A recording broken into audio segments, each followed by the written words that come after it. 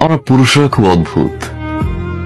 পুরুষরা কখনো সফল হতে চায় বাবা মায়ের জন্য,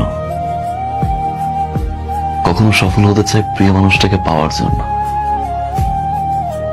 একটা সময় খেটে মরে স্ত্রী আর সন্তানের জন্য,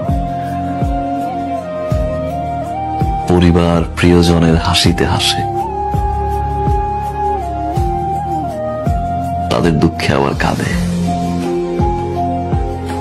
পুরুষ যখন নিজে বাঁচতে চায় তখন আর সময় থাকে না।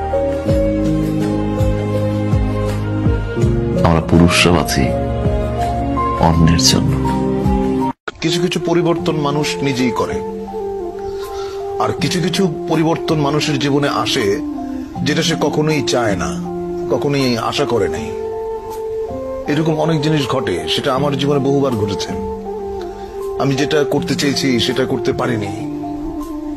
আমি যাকে আঁকড়ে ধরতে চেয়েছি সে আমাকে ফেলে চলে গেছে, বা যাকে আমি স্নেহ দিতে গেছি সে আমাকে ঘৃণা করেছে।